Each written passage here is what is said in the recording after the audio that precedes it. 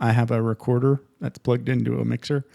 Okay, so fabulous. record is now on. Anytime you'd like to do your promo that goes on other shows, go for it.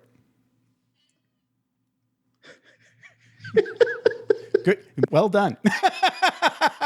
I just completely forgot what to say. You say, hi, this is Dan Mangena, and I'm trying to practice your name as we go. From dreamwithdan.com, and you're listening to Vroom Vroom Beer with Jeff Smith. Something like that, and have fun with it. Yeah. All right, cool. You've already succeeded, so good job. All right, brilliant. Hello, everyone. This is Daniel Mangena with dreamwithdan.com. You're listening to Jeff Smith on Vroom Vroom Veer podcast. Well done, sir. And I love the laugh. Keep it. I made it myself. You made it yourself. You did. We all did. Yes. Okay, I'm going to hit stop. I'll be right back. Are you ready to thoughtfully steer away from your revved up, frenzied, and far too often scripted life? Then welcome to Vroom Vroom Veer with Jeff Smith, where he guides you down the road differently traveled by sharing unique experiences with guests who have managed to shift away from a life stuck on cruise control and veered their way into a more authentic and fulfilling one in all sorts of interesting and kind of remarkable ways. Get ready to Vroom Vroom Veer with your differently traveled road chauffeur, Jeff Smith.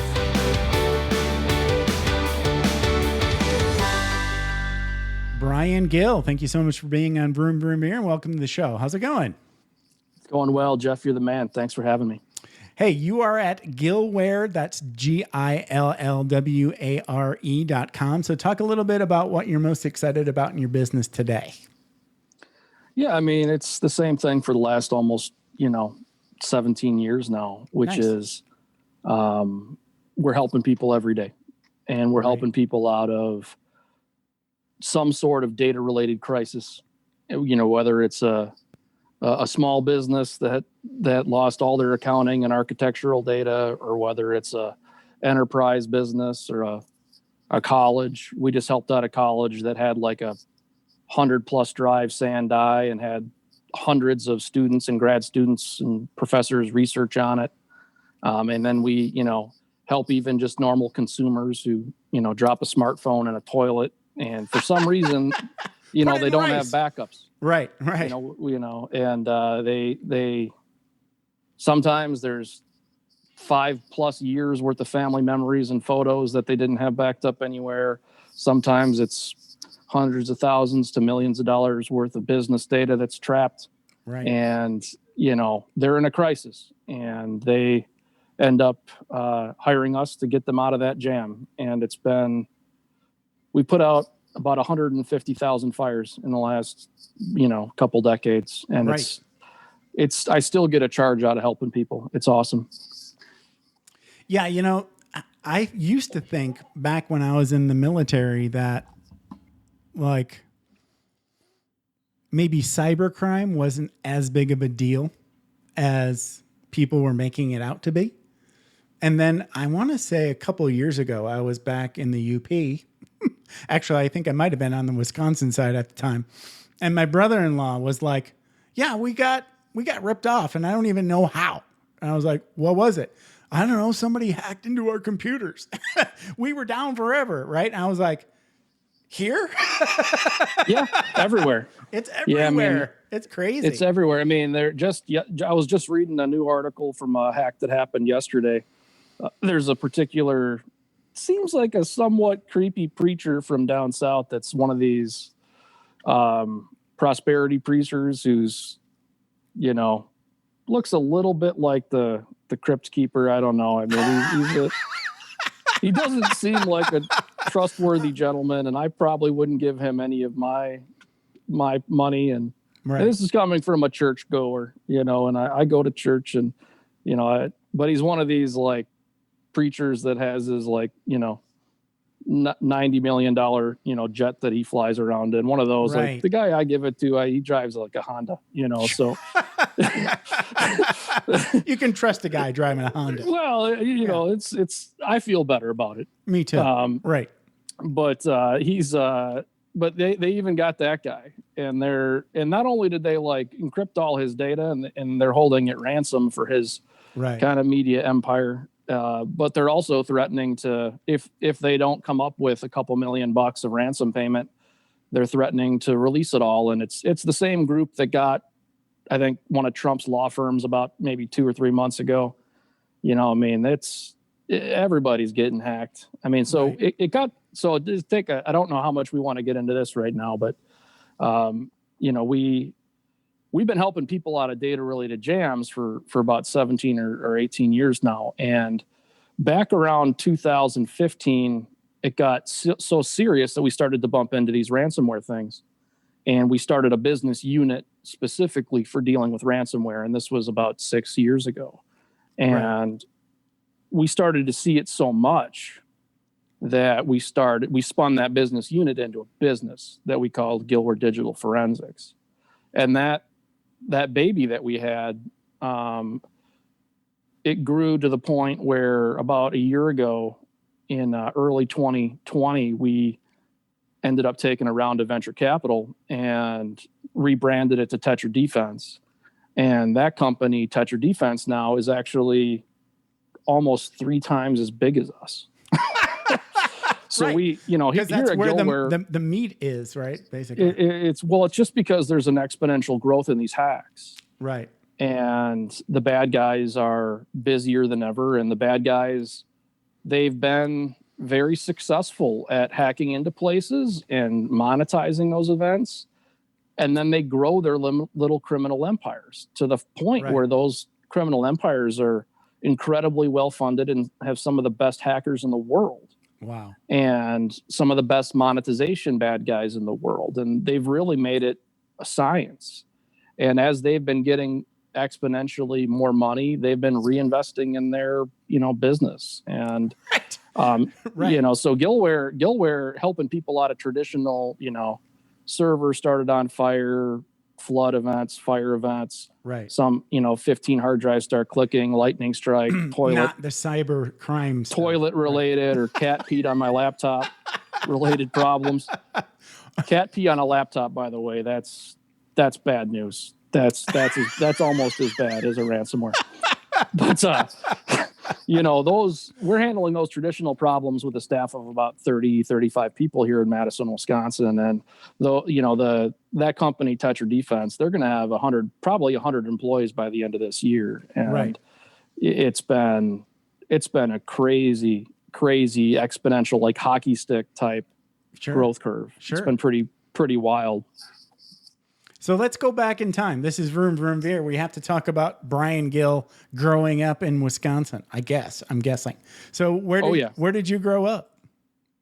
So yeah, I grew up in Madison, Wisconsin. Well, a little town called Sun Prairie, which is about, you know, maybe 15 miles away from Madison. And grew up on it's a farm town. So my neighborhood was about 20 houses. And we were surrounded by cornfields.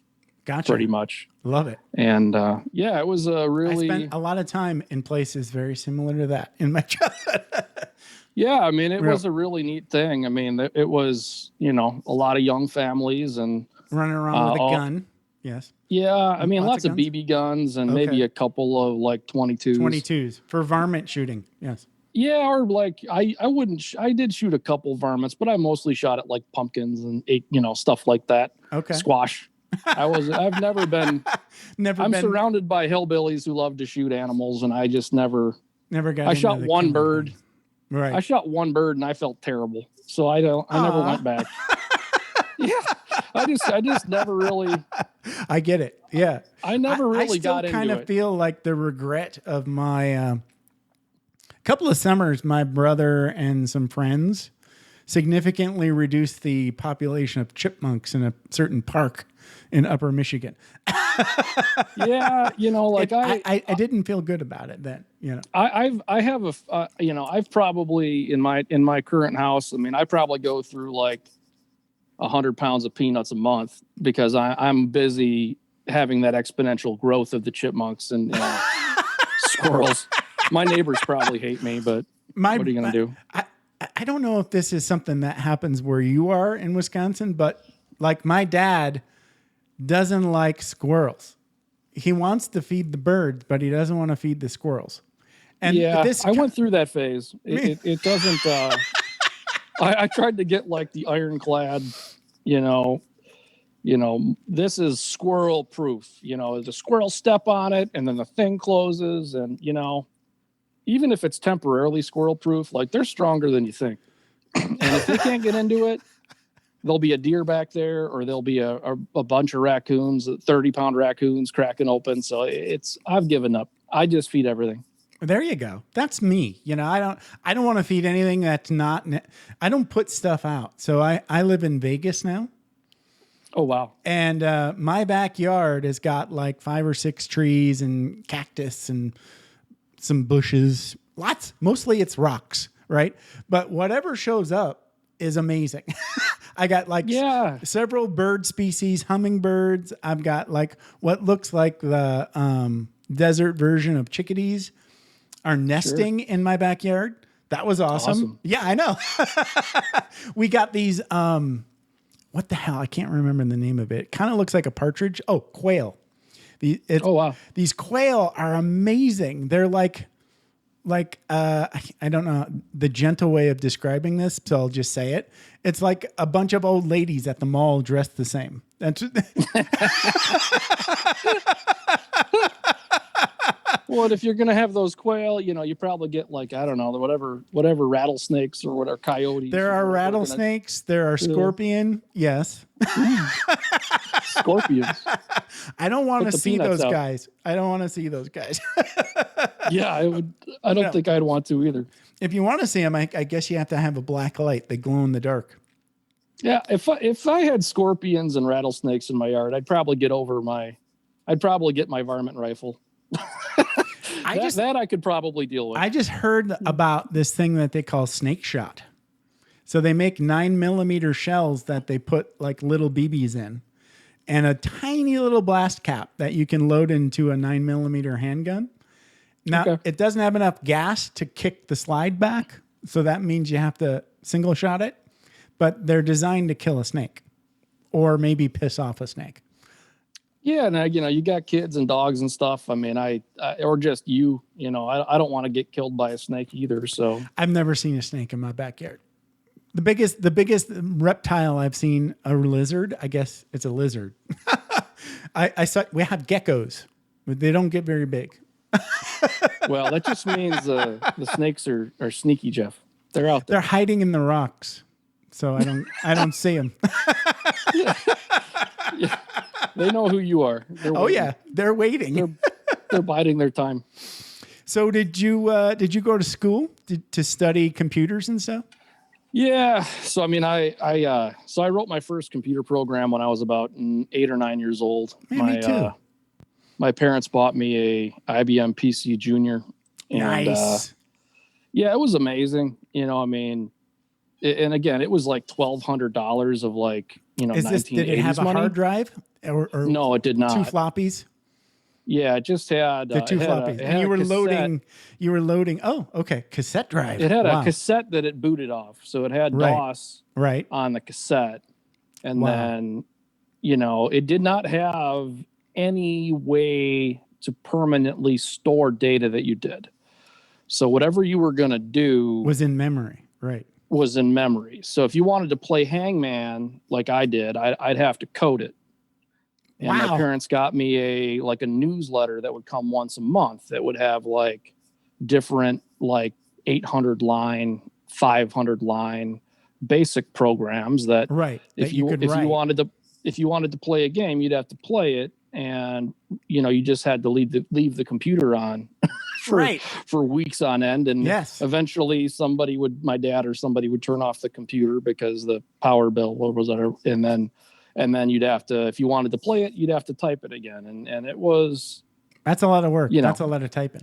It was really, again, it was the type of stuff I was into. And if you're in Wisconsin and you're, 8 years old and you're out in the middle of farm town and it's cold and it's not like it is now. There was no internet, there's normal TV or VHS tapes. I mean, you really didn't you needed to have something, either reading books or writing computer playing programs, D&D. Yes. playing a little D&D if you could get 2 or 3 of the other kids to nerd out with you. I mean, those, we grew up in a different era, and you know, I've got my young kids now, and it's like if the internet, you know, is offline for 5 minutes and they can't get to YouTube, they're like, Dad, I'm bored. It's like, bored. They have no idea what to do.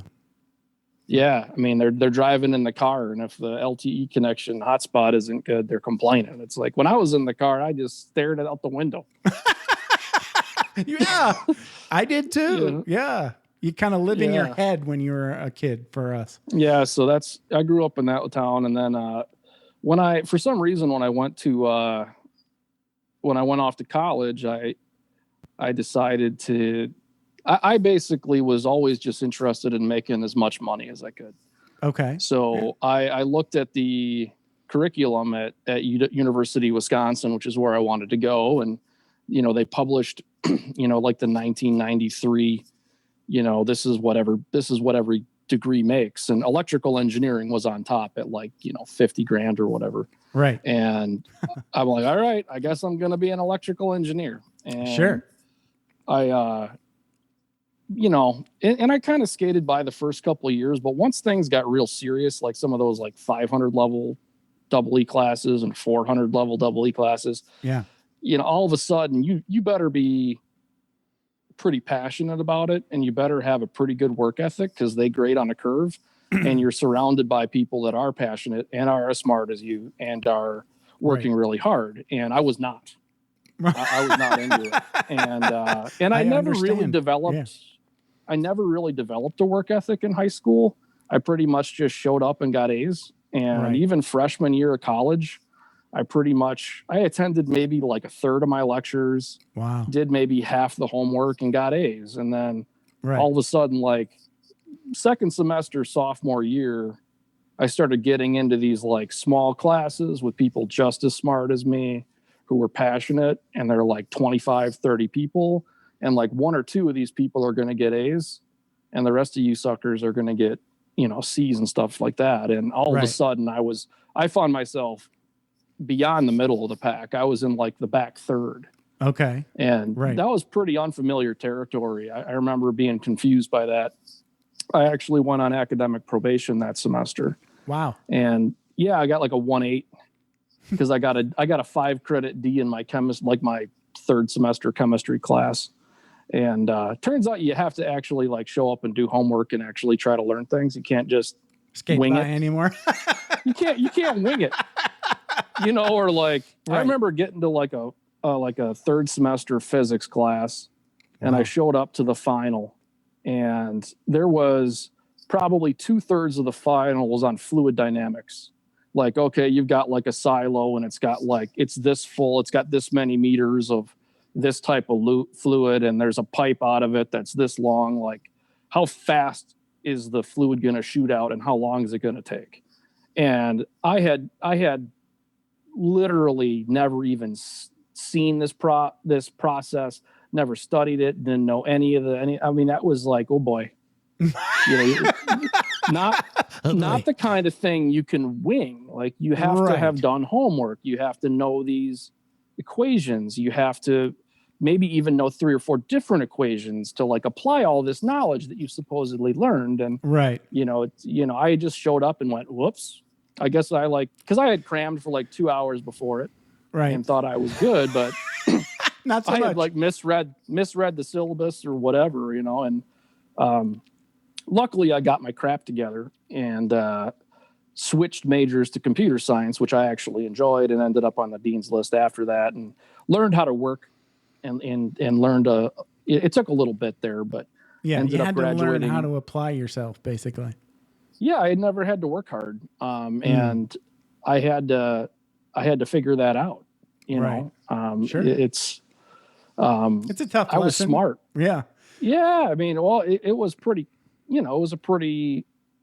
I didn't have many choices about it. Like, if you're going to fail out of school, like, well, I knew what I was going to do because I had part-time jobs. Like, while I was going to school, you know, I was a third shift janitor at a candy plant, and I loaded trucks at a Walgreens distribution center, and like I knew what it was to not have a college degree.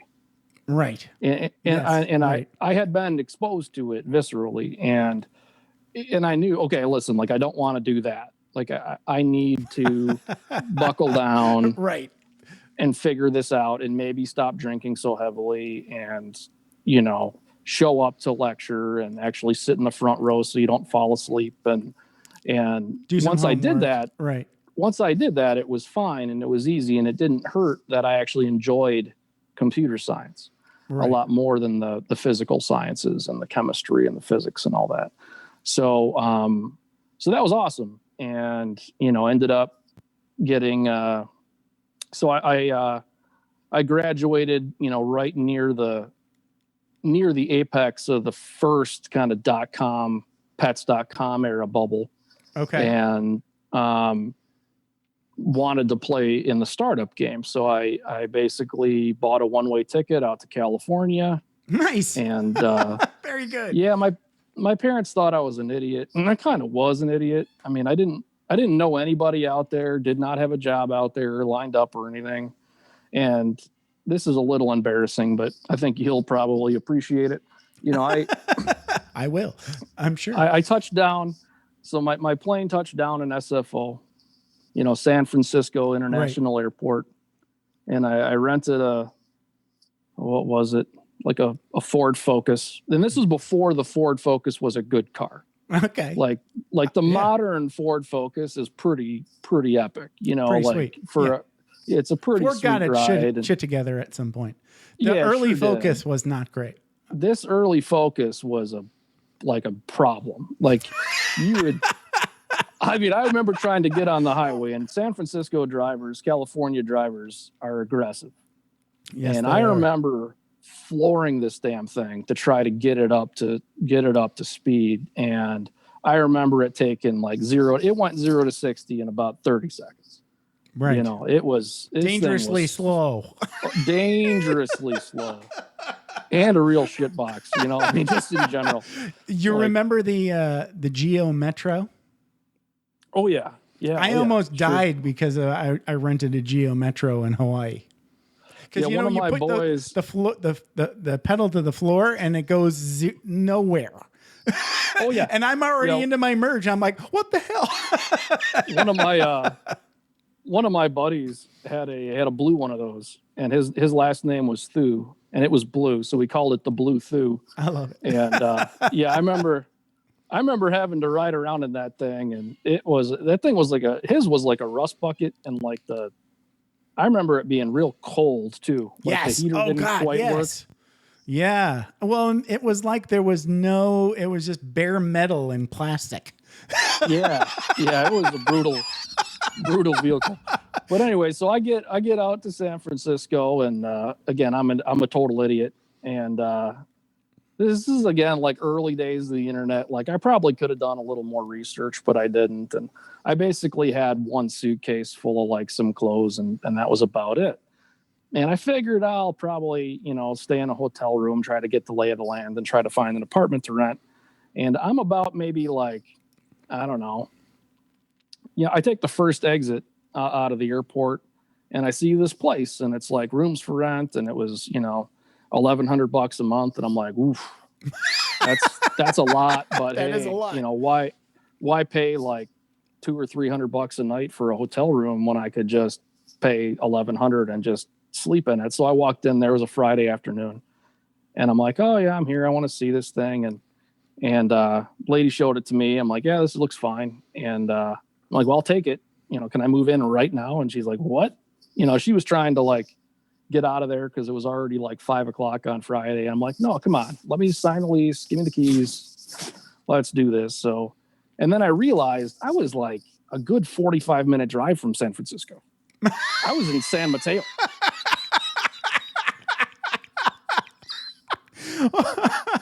So yeah, that's great. I love it. That was a bit of an oops. Again, I figure, who makes a airport called San Francisco Airport not in San Francisco? It's really not my fault. Not really. Not really. But that's as much.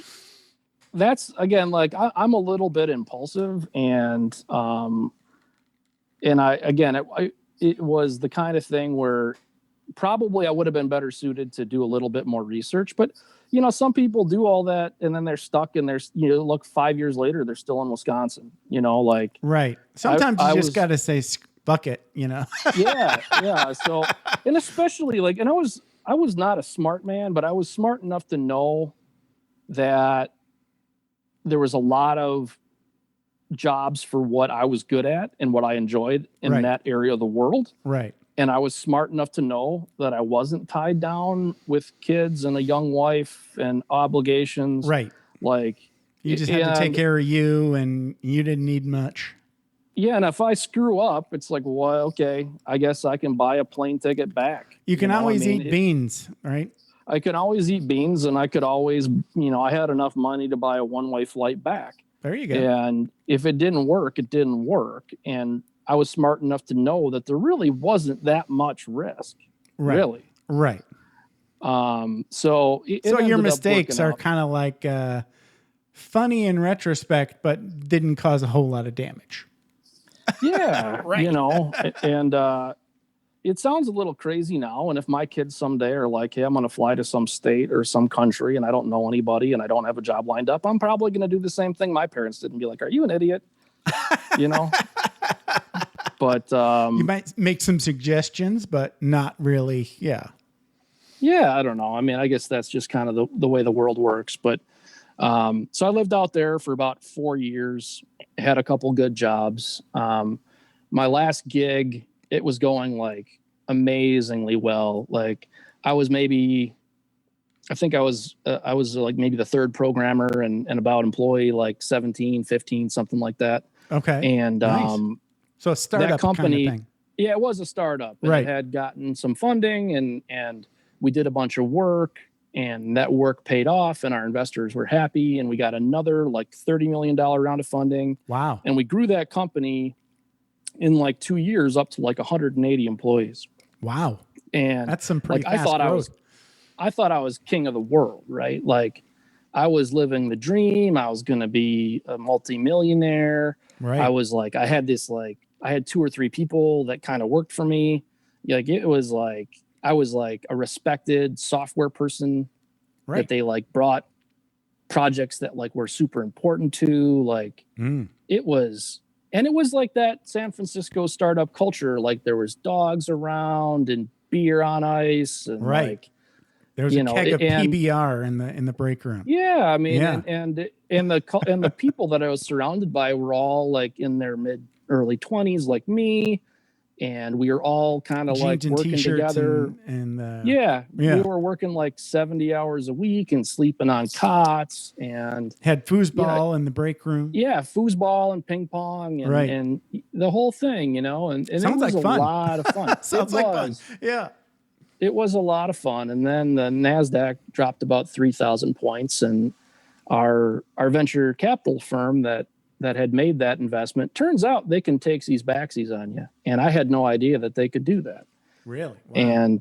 And they did, because again, when you raise $30 million of VC, mm-hmm. they don't just put it in the checking account. And maybe if you're a Facebook or some sort of unicorn, they will. Mm-hmm. But for the most part, it's we're going to give you $2 million a month. And every quarter you better meet these goals. And when you meet these goals, we write the next check.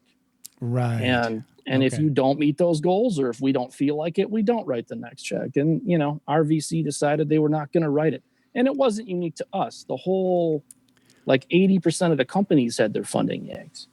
Right. Because the investors, fell out. Yeah. The bottom just fell out, and the investors got such cold feet that the whole thing became your backyard, a desert. And so then I was sitting around and I was like, man, okay, I had definitely not lost the entrepreneurial itch. And I had gotten a small little tiny taste of startups and a small little taste of leadership, and definitely had leveled up my kind of ninja programming skills Right. Like those had grown exponentially. Like I was really good with software at that point. Right. And like I was considered elite amongst a geography of elite programmers. Nice. So I was like in that 1 or 2% for a hot minute there. And but I was talking to some of my friends, because I had met a lot of my friends, and there was this guy that I kind of knew through a friend of a friend, and his name was Bearcat. And that was his actual real name. And Bearcat. I like that. Yeah, Bearcat. and he worked at I believe he was a Native American. And Gotcha. but Bearcat worked at a VC. And I was talking with him around a poker table one night, and I was asking him, so, hey, when's this going to kick back in? Like, when is this thing going to get going? He's like, 7 or 8 years. I was like, oh. I was thinking he was either going to say weeks or months. And then when he said the word years, I was like, man, years before the startup stuff really starts chopping again? He's like, probably. He's like, if we get lucky, it'll be 4 or 5. But, these things, he had been through maybe one other bubble at one point, and he knew it was going to take a while. Right. And I knew that I was not done starting businesses or being involved in early stage businesses. But at the same time, like, why do it in San Francisco?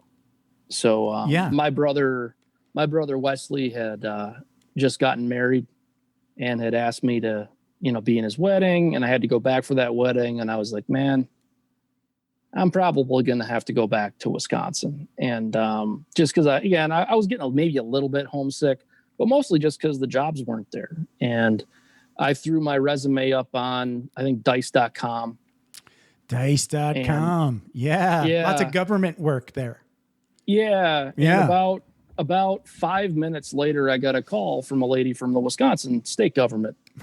And nice. And she was like, hey, saw your resume, and I think you look perfect. And I had basically said on Dice, like, I'm willing to work in California or Wisconsin. And she's like, I'm in Dane County here. I'm over at the state of Wisconsin, and we'd love to interview you. And I had a phone screen about 10 minutes later. And it was one of the more awkward phone screens I'd ever had, because the questions were just kind of wrong. I've had those interviews. Yes. And I was I'm talking to the wrong person. And I was like, I'm like, is this a trick question? Because, the question itself doesn't make sense because of these reasons. And I'm like, maybe it's a trick question, and they just want to know, right, that I'm going to pick up on that. And then there's a lot of silence on the other end, and a lot of humming, and a lot of muting, and a lot of talking amongst themselves. And they came back and they said, no, it wasn't intentionally a trick question. It was just a bad question. Thanks for helping us out there. And that's such a Wisconsin answer, right? Yeah. I love it. And then it was over, and I'm like, okay, well, I didn't feel great about it because it was really awkward, and sure, it was short. Yeah. And I got a call from this lady, Rachel, maybe like 10 minutes later, and she's like, we want you. When can you be here? I'm like, what? Like, wow. Don't you want to like fly me out for like an in-person interview? She's like, nope. Like, we'll take you as soon as we can get you. So I said, I'd have to put in my 2 weeks at the other job I had. And I was basically hanging out at Bank of America Securities just as a way to make money. Right. And it wasn't why I moved out there, but it was a job. And I was pay the bills. And frankly, like 49 out of 50 of my buddies didn't have a job. So when I got one, I was happy about it. Right. But I was really just trying to bide my time until the startup thing kicked back in. But again, once we figured out that wasn't going to happen for a bit, I figured, I might as well get back to Wisconsin. So I went back, did some consulting around the area for maybe like a year. And then we ended up starting Gillware. Nice. Yeah. And it was a neat thing. I got one of my very best friends from college is a guy who's going to be world famous pretty soon. His name is Greg Pfeiffer.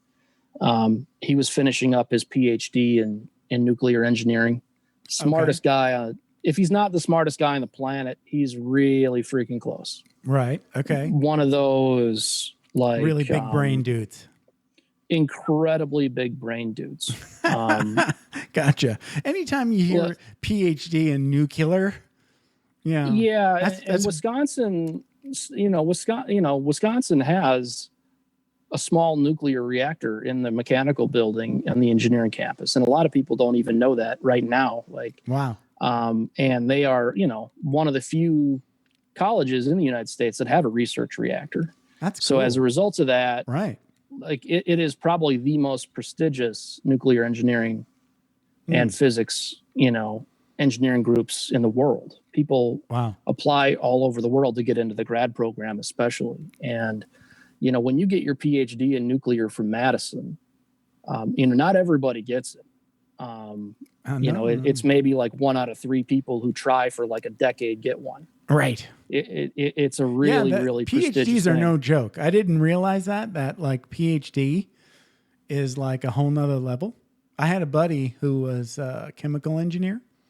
Mm-hmm. He played with the idea of getting a PhD, and then his advisor told him how it works, and he's like, "No, I don't want to do that."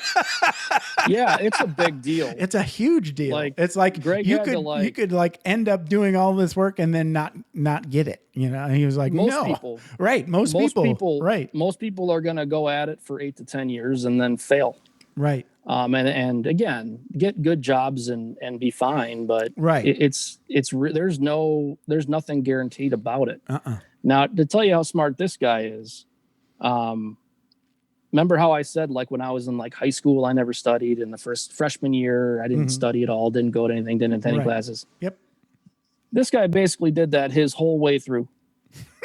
And to the point where he was going to like defend his whatever and, take all his physics boards and take all his, nuclear engineering boards and go up in front of like all these professors and defend all his work on inertial electrostatic confinement, whatever the hell that is. Right. And he spent like his buddies, like for months before this event are like bunkered down, like it's COVID, like working like 80 hours a week, studying.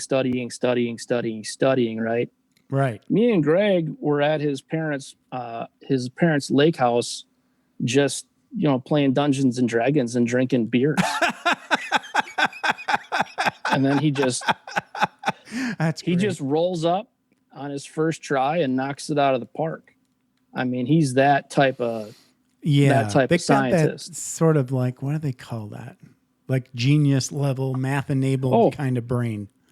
Yeah, he's a brain's on like a different kind of gear almost. He's definitely another stage of evolution, this guy. And so he got this, and like when you get a PhD out of a place like this, you end up with offers from all over the world. Of course.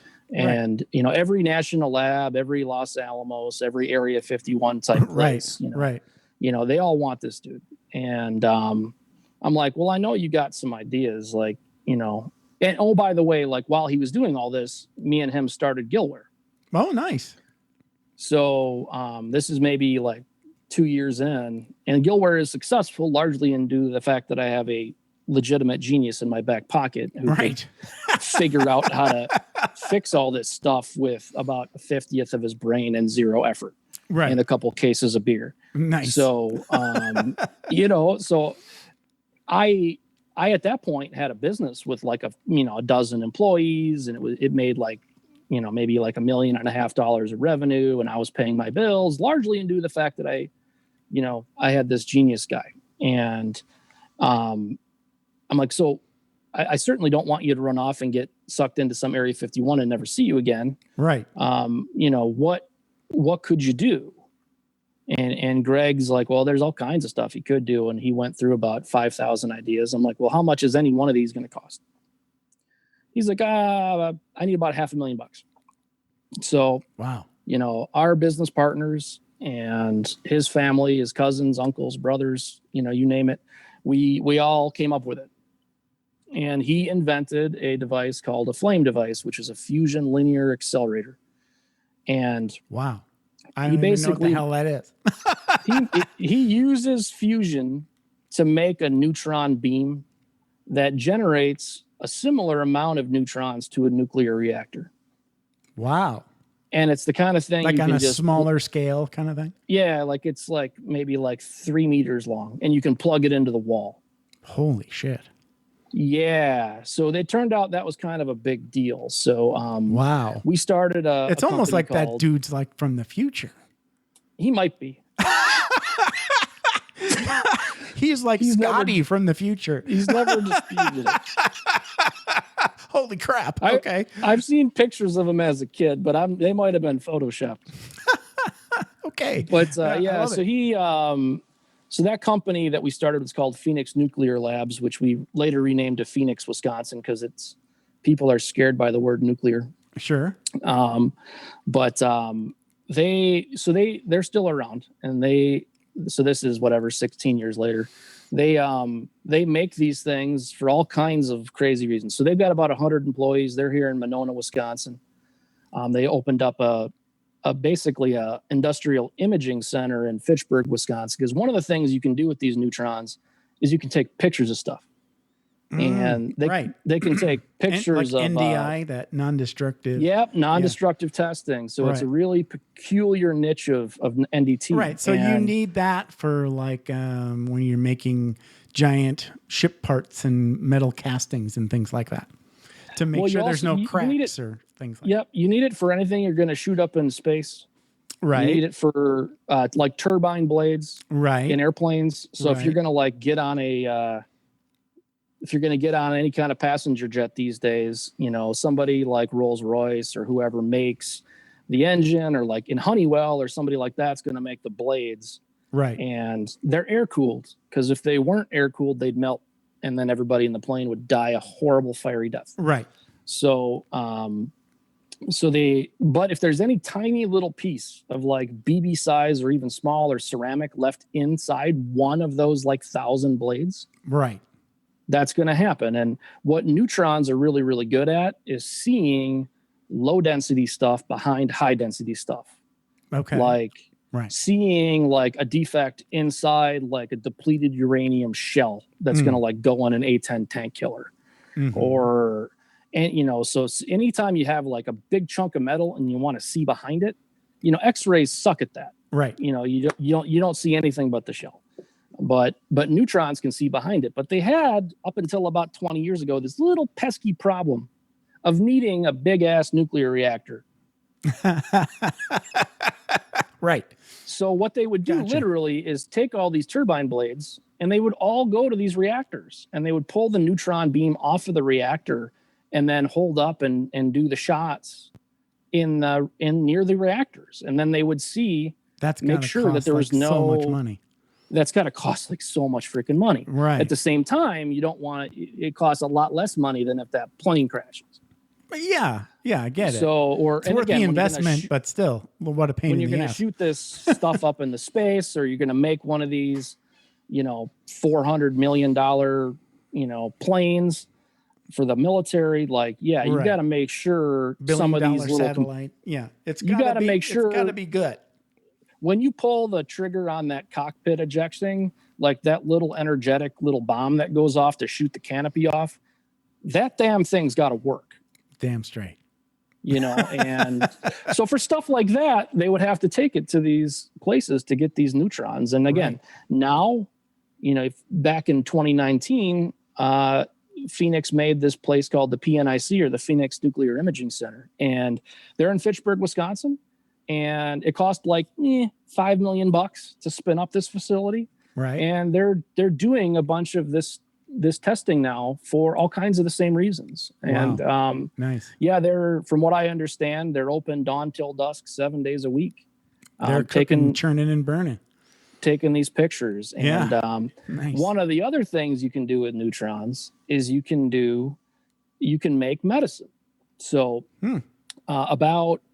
So this is about maybe 10 years ago, back in like 2010.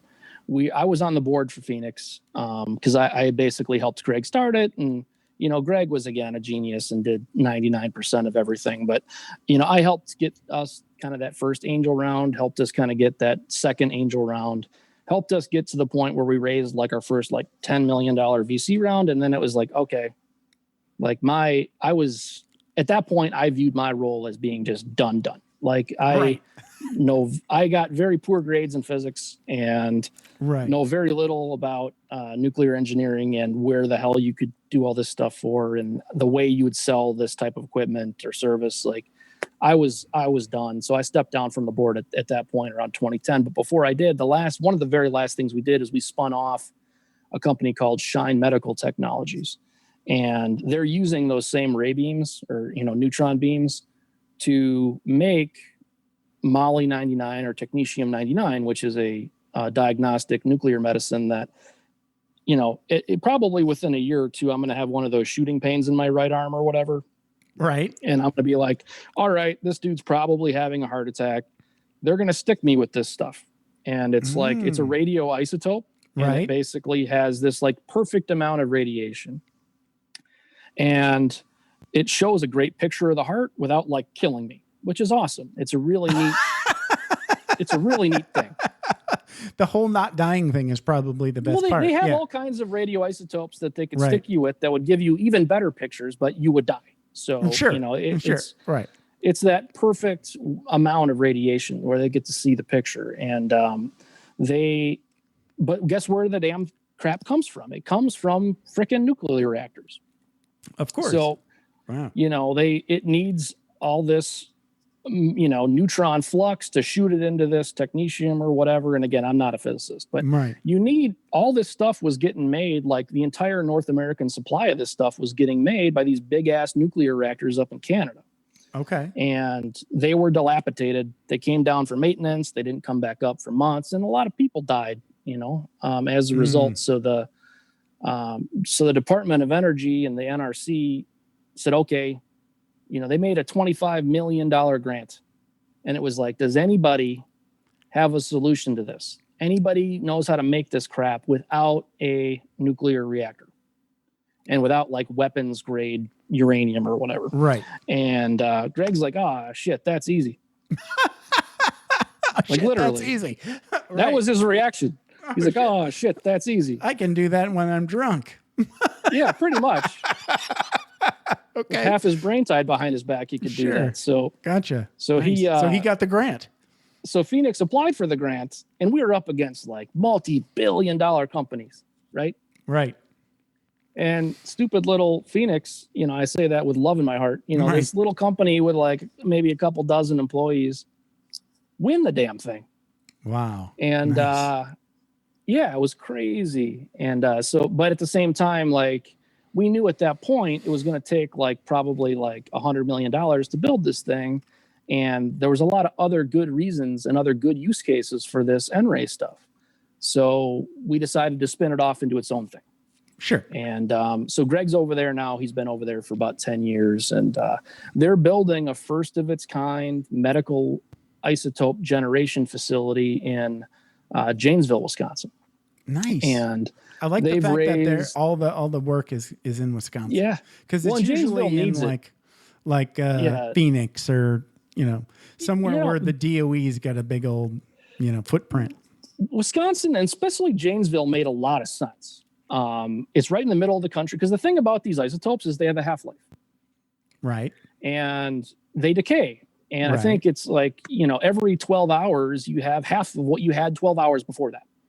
Sure. So you have to deliver this stuff constantly. And hospitals in the United States get a delivery at least once a week, probably for most of them, especially any kind of heart center that maybe even more than once a week. Wow. And so being in the middle of the country is better than being on one of the coasts. Right. That makes sense. And, Janesville is, you're kind of from this area. You might have remembered what happened to little towns like Janesville when some of the big car companies bounced. Right. Back when I was a kid. All the jobs went bye-bye. Yeah, all the jobs went bye-bye, but they have tremendous amounts of like electricity available and infrastructure available. And cheap employment. Yeah. And a good labor force. Yeah. Yeah, they've got, they're motivated. My part of the UP is sort of become like a very attractive for manufacturing. You know, Yeah. because there's a lot of guys that are willing to work, and if you give them a decent wage, it's pretty cheap to live up there. You don't have to spend a lot. National average wise, it's still pretty cheap. And you know, the folks in Janesville were really smart. You know, they did a lot of research into this company. Mm-hmm. Like a lot.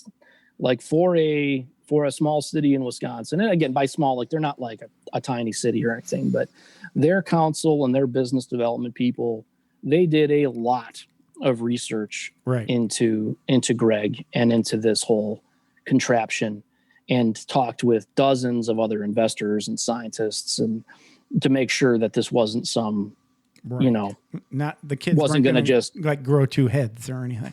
Well, right. And and that's really like the Department of Energy and the NRC's like, I don't know what the number is, but my rough estimate, and again, I think I'm probably right, is we probably spent like probably tens of millions of dollars getting all the permits for this thing. I mean, it was the first, and I believe it was the first facility, the first nuclear facility of its kind that has been authorized and like gotten a permit since like the 70s. Wow. I mean, to the point where they like, I believe they had to like dig up some of those guys who had done the last one. And they were get them out of retirement. So they're in their like mid 80s. Yeah. They're in their mid 80s, and they're like, hey, how do you do this?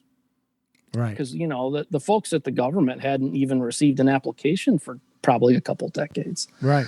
So there was a lot of a ton of effort in understanding the economic impact and the environmental impact, if there was going to be any. And and again, this is not, the good news is this thing is not it's not a nuclear reactor. You know, again, this is a bunch of things like you plug into a wall, it generates stuff, and you shoot it at some other stuff, and it generates this radioactive medicine. But it's kind of, you know, radioactive doesn't mean bad. You know, sometimes when you need to see a picture of our heart, radioactive is good. Right. So, and don't forget, bananas are radioactive. Oh yeah, a little bit. Everything's a little bit radioactive. If you get on an airplane, you're going to get like a third of an X-ray. I mean, we're always getting irradiated. It's just kind of part of life. But certainly but this isn't any kind of thing that's going to have like, it can't melt down. If something was going sideways, you literally unplug it. You know, it's not a big deal.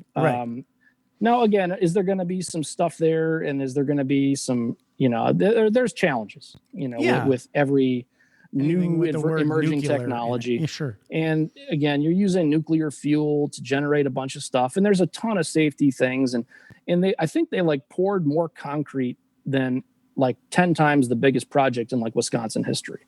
Wow. Like it's a great, it's like again, rough numbers, like a $300 million project. Wow. And it's about maybe half built. It's going to go online here in a bit. And the company, out of its first building, which is, you know, not the main production facility, I just announced maybe like a week ago that they had sold their first isotopes. So they had generated an isotope called lutetium-177, which is not a diagnostic, but it's going to be used in cancer medicines for like highly metastasized cancers. Right. Because that particular isotope emits like, I think it's again, not a physicist, I think it's a beta particle, maybe an alpha particle, but whatever kind of particle this thing emits, it only goes like, you know, half of a millimeter or less.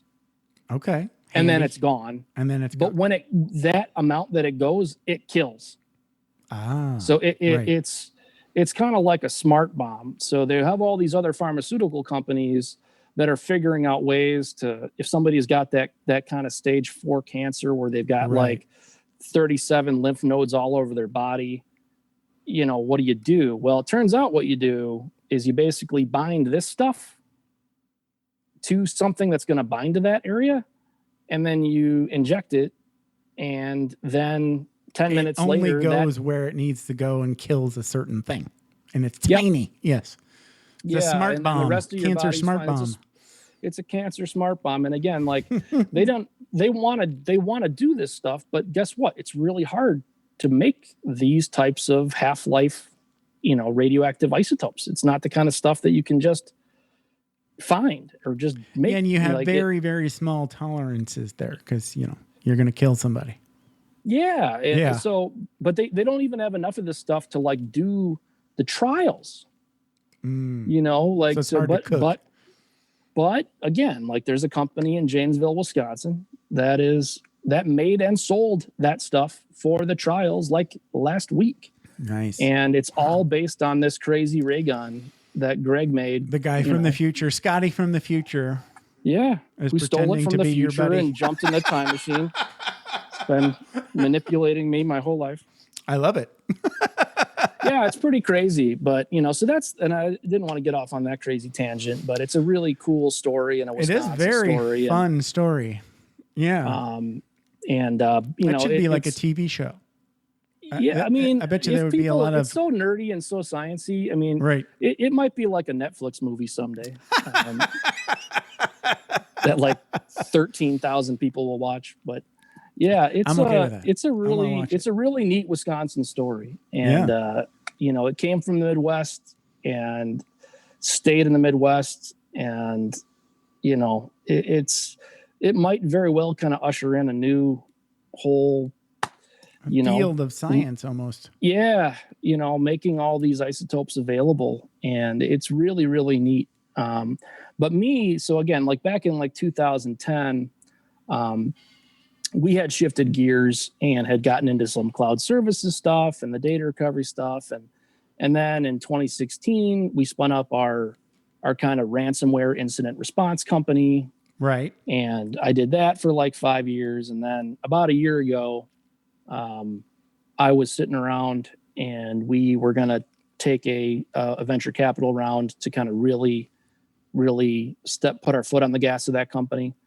That's the cyber threat kind of cyber crime. So that's Tetra Defense. Yeah. Right.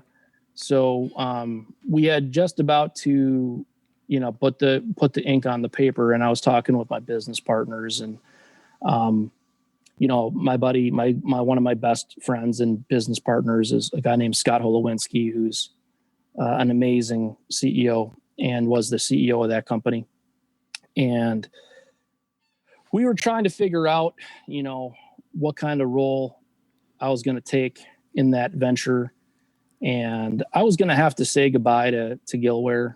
And I was going to have to be back in that startup game, working those 65, 70-hour weeks. Right. And, my wife's a doctor.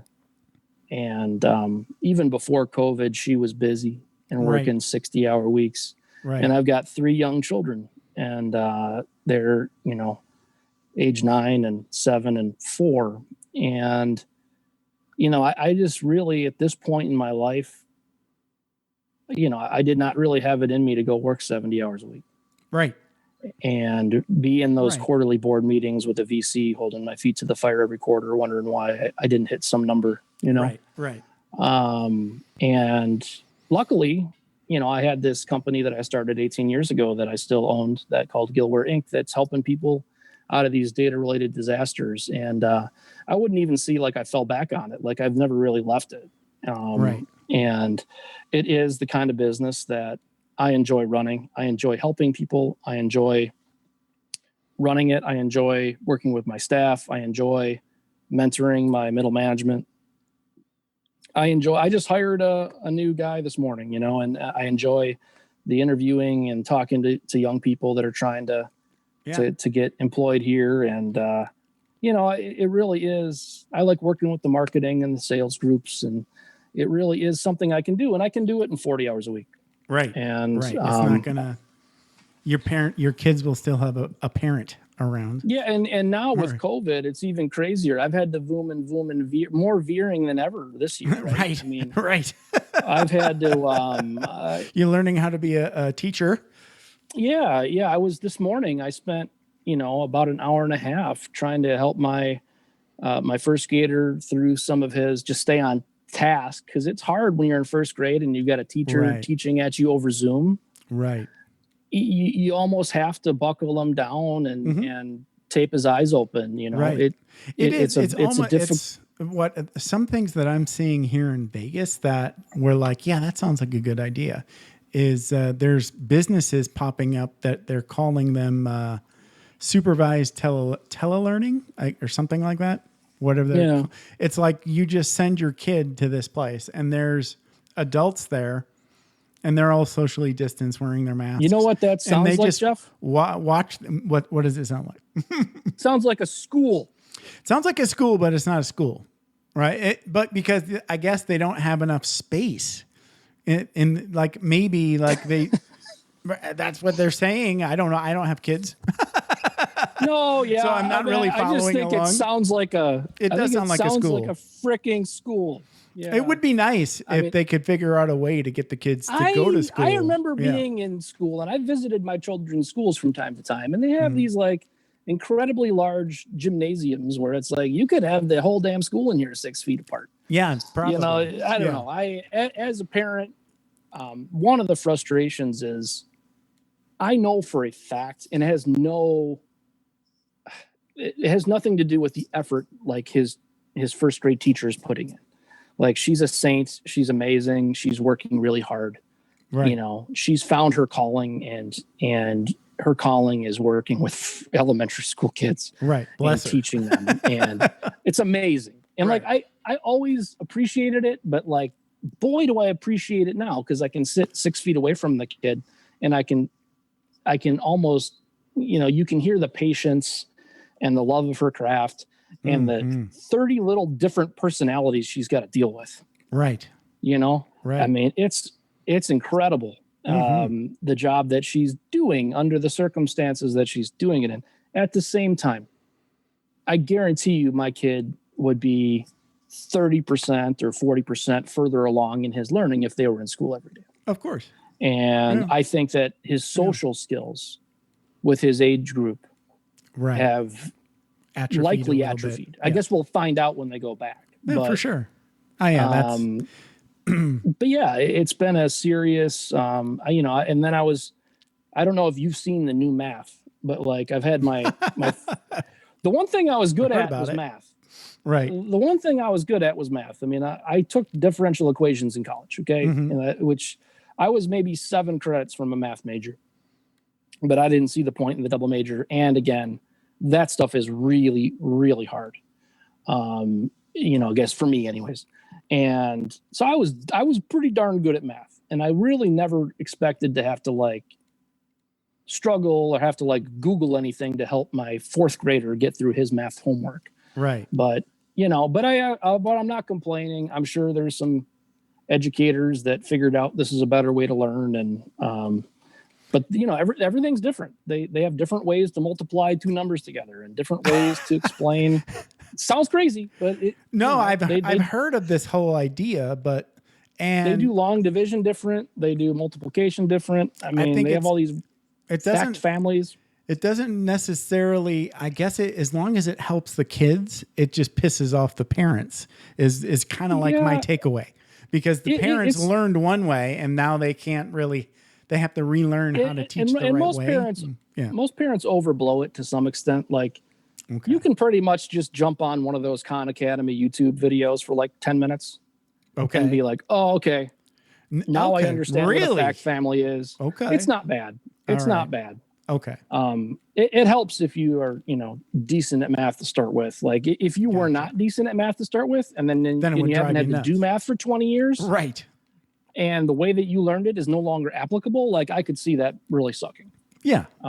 But you know, for me anyways, it really wasn't that big a deal, but yeah, you know, I'm learning how to be like a TA in a 4th grade math class, and I'm learning how to be a, yeah, it's crazy. That's another reason why I'm happy that I've got nothing to complain about in 2020. Nothing, because I have no kids, and I've been working from home at a job that I like since March 17th, I guess. And it's easy, you know? So other than, you know, not being able to go out and have a good time like you usually do in a regular world. Everything in my life is the same, you know? it's been the first, March through June was scary. It was brutal. Scary. We didn't know what was going on with the schools. Right. All the activities were canceled. Kids don't know what's going on. Teachers don't know what's going on. Teachers not familiar with telelearning. Right. Giving us way too much homework, way too little homework. Like communication was bad. And, at work, my wife being a doctor, there was obviously huge impacts and some unexpected, like when they went through this period of all these, we're not doing anything elective for 3 months. Right. Some doctors were bored, while others were just trying to stay alive and trying to convince all these doctors and nurses not to quit. They were so busy. Sure. And then my business again, so the business I'm running is the one that services data recovery, and our normal customers, they don't really usually find us because they heard about it on a podcast. Usually they're going to hear about us because they're going to take their laptop to a micro center, and or a big computer place or a small computer shop or Best Buy and a Best Buy, Geek Squad. And the Geek Squad guy is going to say, Jeff, well, the reason your laptop doesn't work is because your hard drive is dead. Right. So you just need to get a new hard drive or a new laptop and recover from backup. And then you say, oh, crap. What's the backup? What's the backup? Or you realize you hadn't backed up in 2 years. Right. And if you're listening to this, make yourself a mental note to go home and back up your data. So, and you do that by buying a little miniature hard drive, a USB hard drive. They cost about $60 at Best Buy or another big box store or on Amazon. Get one that says 1 terabyte or 2 terabytes, and then download some free backup software. I use F-Backup. And then set it up to go every week at least, if not every day. And if, again, this is just one of those common sense tips. Most people listening are probably Amazon Prime members, and I am too. Yes. Jeff Bezos has taken over the world. Correct. And part of your Amazon Prime membership, and again, you don't even have a choice because they're the only ones delivering groceries now too. So, and if you go to a grocery store, you're going to die, at least in Wisconsin. So, you have to stay home. Now that we're thinking about it, I'm wondering, did Jeff Bezos make the coronavirus? But anyways, could be. Maybe Jeff is, or my buddy Greg is from the future, and Jeff made the virus. These are possibilities. These are not that there's any sort of conspiracy going on. But anyways, one of the wonderful things about Amazon Prime is they have this little thing called Amazon Photo, and it's free. Okay. And you can it's an app for your phone or your Android phone or your iOS phone. There's obviously desktop apps for your computers, and it will automatically, without you doing anything, take your photos that you make on your smartphones and take the photos from your computer, shove it up to their cloud. Please put your 2-factor authentication on so that you can't get hacked up in that cloud. So do some sort of 2-factor authentication on your Amazon account. But again, you'll never lose your photos or videos, and it's well, not free, but it's included with the Prime membership. So you're already paying for it. How much size is there? I think it's basically unlimited. Really? Yeah. See, I need to use that. I've been using the Google Photos backup thingy, but Google's was free for Google was free for up to a terabyte, and now they decided they're going to start charging for it. And that's kind of been the nature of these semi-monopolies. Is as soon as they run everybody out of business, then they start charging for it, right?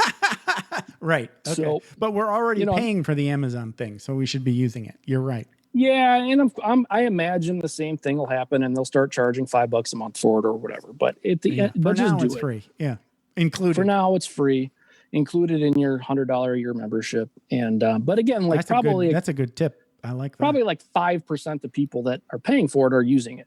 So, and Amazon does not do a great job of saying, "Hey, this free thing that costs us a lot of money, you should use it." They kind of bury it. Right. So for some reason, but anyways, it's free. You should do it. Yeah. But yeah, at the end of the day, they go to that place, they realize they don't have a backup. And then they say, well, there is this like weird data recovery lab in Wisconsin called Gillware that we could send it to. And that's how we get most of our business. Wow. And then so you we do got, like the forensic stuff to try to recover some data. So, it depends on what's going on. So we do actually do quite a bit of forensics. We assist law enforcement and people in civil litigation quite a bit, where they, are in some dispute on whether some employee downloaded a bunch of data to a thumbstick before they quit. Right. And that they steal all of our intellectual property and they're suing them for $10 million. And they need nerds like us to come in and analyze the device, analyze the file systems, and prove whether or not this data was stolen. Gotcha. We assist criminal law enforcement quite a bit. We had a couple of years ago, I had a homicide, maybe the chief of homicide in Illinois, Wow. called and said, "Hey, I've got a victim and they're dead, and they were burned in a barrel. So they were in one of those like 50-gallon drums, and they were Wow. Yeah, and we have no idea who this person is. The body is gone. Like there's no DNA. You can't test the teeth. Like it was gone. There's Right. nothing to test. Wow. And step number one in the homicide investigation is who is this? Mm-hmm. That's step number one. If you don't identify who the victim is, good luck. Right. But he did have this cell phone in his pocket, and when he was in the barrel, and it did not look like a cell phone anymore. It was a melted hunk husk. of garbage. Yes.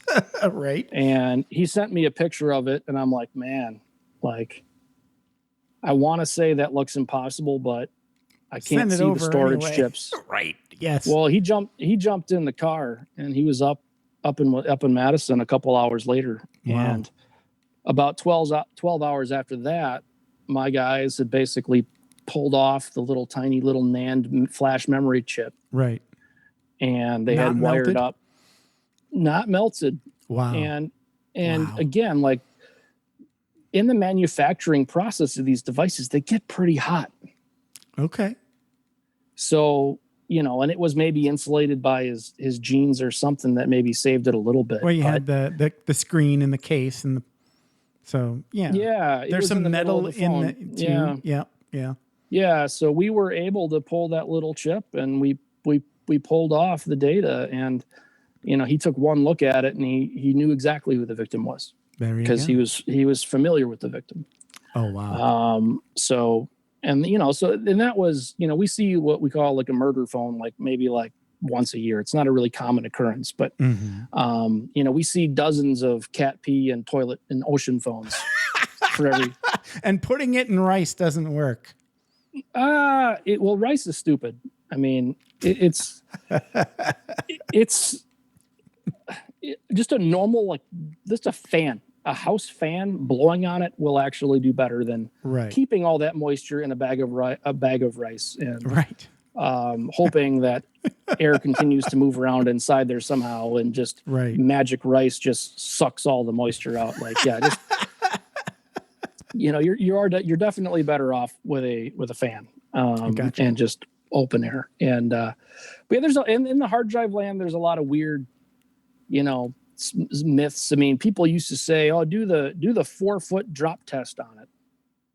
And we had clients that would send us what we call maracas, where you take the hard drive and it would if you shake it, it would sound like a maraca, because the glass platters were shattered in a million pieces. Oh, geez. It's because it's kind of like if you ever break like a car windshield. The stuff goes into a million pieces because it's that same type of glass, right? And that same type of temperature treated glass, it just shatters into a trillion pieces when it goes. And it's like, well, what the hell happened to this thing? It's like, well, it wasn't working. And I was reading online, and it said to do a 4-foot drop test, or every once in a while we see these hard drives would come in, and we open and it wouldn't work, and we'd open it up and there'd be like all this moisture inside it. And we'd call these folks and be like, okay, was this like in Hurricane Katrina or something? They're like, no. Like, well, how did it get so wet? Like, well, I put it in the freezer for like 3 months because I heard that if you freeze a hard drive, it'll fix it. Wow. Which, all that happens is the air there's moisture in the air, even inside the hard drive, and it condenses on the platters It and freezes and then shatters. when you thaw it out, Yeah. when you thaw it out, it just now there's just water in there, so there's all kinds of dumb things that people will do with their equipment to try to DIY it. My only advice, and again, if you're in a situation where you're a tinkerer and you like DIYing stuff and you like having fun and you like disassembling equipment, guess what? I mean, so am I. Like, I like playing with stuff. I like doing that stuff, but don't do it if the stakes are high. Like, if you'll be very, very disappointed because you're going to like flush 10 years worth of your family photos down the toilet and your wife's never going to talk to you again. That's not the thing to be playing with, right? Let's not tinker with that. Let's send it to let's send it to Wisconsin, and let us just do it. There you go. Hey man, this has been a blast. Yeah, I had a lot of fun, Jeff. You're a great host. So you are at Gillware, that's Gillware.com, right? That's me. Yeah. And if you Google for Brian Gill, Gillware, I'll pop right up on LinkedIn or whatever. And you'll take a broken hardware from anywhere in the country. Yeah. Or if you find yourself in a nastier situation where your business gets ransomware or something, just give me a shout. Gotcha. Thanks, man. This has been a lot of fun. Yep. You're the man, Jeff. Thank you, man. Good luck out in Vegas. Go out and feed those birds in your backyard. Yeah. Look out for the rattlesnakes. Yes, sir. Have a good one, man. All right. Thank you so much. Later. Thanks for taking the time to ride along with us on another episode of Vroom Vroom Veer. For podcast info and show notes, be sure to head over to vvveer.com. That's VVER.com. Man, that's fun to say. And we'll catch up with you next time here on Vroom Vroom Veer.